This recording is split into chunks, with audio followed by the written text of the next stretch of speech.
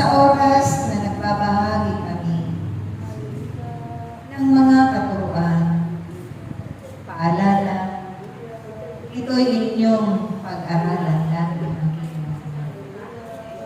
Dahil ang pagbabahagi namin ito magdadala sa inyo doon sa tuwid na daan patungo sa buhay na walang hanggan.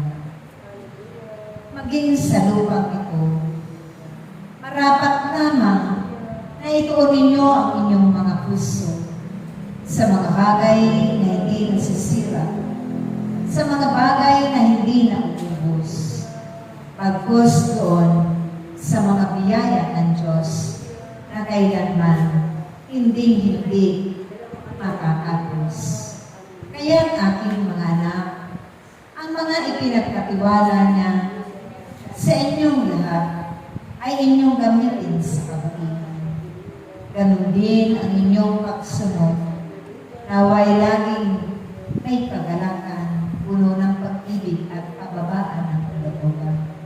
Kung kayo'y pinagpala ng Diyos, iwasan ninyo ng maging hambog bawat isa, umapagmataas sa kapwa, pagkos ang ilan ng bagay at bahagi nito ay inyong ibahagi sa kanila na higit ng mga nangangailangan ng inyong tulong, awa at awa.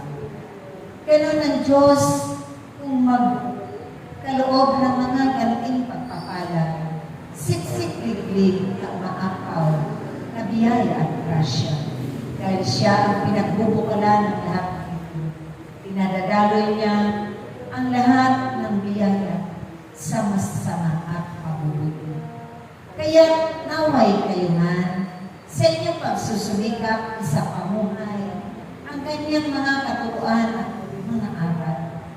Ito'y inyong lagi-laging ganapin na hindi kayo nangihinawa, walang kapaguran, walang katapusan. Dahil ganun siya, umibig at magpahalaga sa bawat isa sa inyo. Sobra-sobra pa, higit pa sa sapat na inyong mga pangangailangan sa araw-araw ng inyong buhay. Ibig ko na kayo'y magkatipon lagi na may pagkakaisa.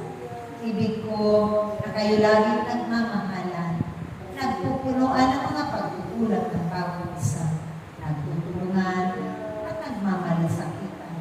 Dahil kailanman, hindi makakamtan ng inyong mga kapwa ang mga biyaya niya. Dahil kayo ang magiging daluyan nito kung hindi kayo susunod sa kalooban ng Diyos. Ganapin lagi ang kalooban ng Diyos.